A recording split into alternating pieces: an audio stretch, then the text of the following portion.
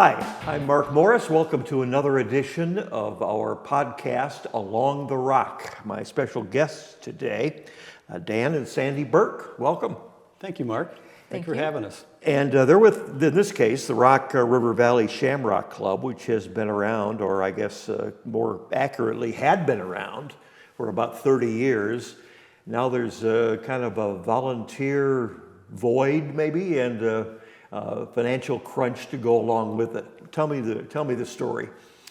Yes, the Rock River Shamrock Club was started by the Leahys, the Gormans, the Eccles, and a few other families from the Dixon area about 30 years ago. And they decided that they would like to have a celebration for St. Patty's Day.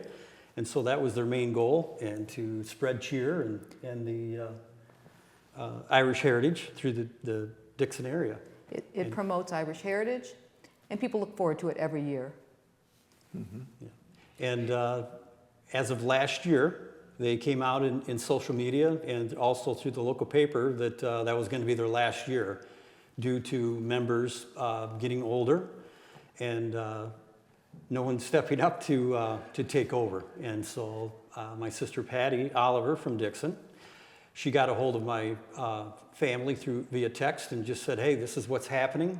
Would you guys be on board if I said that we would help to take over? And unanimously, we all said yes. And so we approached the Leahys.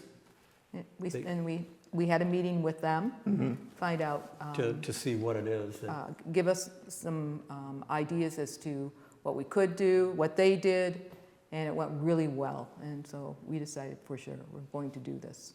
Yeah. Good communication there. Yes, we want to thank them for all the help and support they gave us and for their 30 years of service through this. We now found out what it's all about.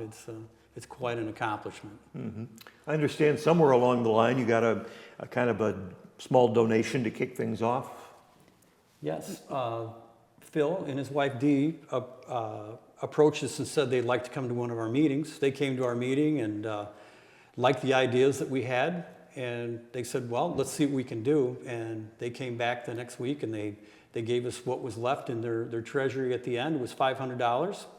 And we used it right away on a down payment for our first band. And Sandy and I are in charge of entertainment for the St. Patty's Day celebration next year. Right. And so we have located a band out of Wisconsin called the Gleasons. They've had them approximately maybe 3 years ago, and they are like a fan favorite. They play all the staple songs for St. Patty's, and then they have their own music also that's has some Irish with it also. And so we're excited to have them next year.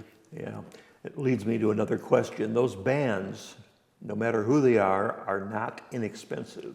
that is correct. And aside from what they need to pay the band members, they need hotel rooms, they need to eat. So all this has to be, taken into consideration in the prices, that we're putting out for the entertainment. Yeah, sure. So. And how many bands are you hoping for altogether? Approximately, probably three. One big band, one. Yeah, the one big band where we're going to have an acoustic band playing right after the parade at the Knights of Columbus. Mostly local. Yeah, our goal is to keep it pretty much the same. We're going to add things as we go. So we're going to have the 3 o'clock parade it's going to be March 15th. It's not actually St. Patty's Day next year, but it's because St. Patty's lands on a Monday. So we're going to have it on the 15th. 3 o'clock start at the high school. And we walk across the bridge through downtown, end at the Knights of Columbus. And we'll have corned beef and cabbage there. And 1 or 2 bands, depending on the crowd, as far as to get the party started. And then later on, we approached Matt Prescott that has the new music venue in Dixon called the Mad Water Saloon. Tell me where that is, because I live in that area and I hadn't known what was going on, because there was one name on it and then they went black and then this other one came in. Yes, years ago it was Whirly Heating and Cooling. And it's right next to Kitzman's Lumber downtown on First Street. Right. And they were bought out, Whirly's were, and there was another heating and cooling there, and then they decided, hey, let's make a bar out of this place, be a cool bar. So they called it Tin Knockers. And they lasted, I don't know, probably 2 years, and then Was it that long? I was thinking no, it months. wasn't. It okay. wasn't that long. But at any rate, It wasn't that long. Matt Prescott Bought it. has purchased the property and has totally changed it, and now it's a music venue mainly, and we've gone to a couple things already, and it's a great place for a band. Good acoustics and all that? Yes. So we're moving it there. The KC Hall and the parade is family friendly, and this is going to be, of course, you know, at a bar. So it's kind of for people who want to do something afterwards, and an adult crowd. You know, so More of an after party. yeah, after party. Yeah, for The band for will parade. start at, did we decide 7 o'clock? The band, or 8? It's 7 o'clock. 7 o'clock. Plenty of time to make that permanent, or, Yeah. Yes. you know, decide that for once and all. Yes. We're talking with Dan and Sandy Burke about the need for some financial assistance, not to mention some personnel going forward to get this Irish parade and fest going again. Yes, our family together is around 100 or even better than 100 strong. But we would like to reach out to all Irish in the Rock River Valley, everywhere up and down the Rock River. Anyone that's interested can find us on Facebook. It's Rock River Valley Shamrock Club on Facebook, or through Oliver's Corner Market in Dixon. And we'll try to have a meeting once a month and come up with new ideas. And anyone would like to share their ideas, come to a meeting, or even join our committee would be great. We're looking for maybe the younger generation. We have maybe 2 generations right now, and it would be fun to have a younger group, hear their ideas, and get them involved. Yeah, sometimes, not always, but sometimes the younger generation, as we call them, don't do things quite the same way, and you have to really reel them in, kind of, I guess you could say. We were present. young ones too. But Yes. Yeah, I know, Yes. but you know, Yeah, and things change. What we feel too is we're looking for Irish families to join in on the parade again. It's just, I think after 2020, things changed, and now, you know, we are challenging the Morrisseys, the Sheridans, you know, families in the Lee County area to come out and support us and help us out. Yeah, there are a lot of people with Irish heritage, specifically in Dixon and Lee County, aren't there? You mentioned your family. It's Yes. a lot of them.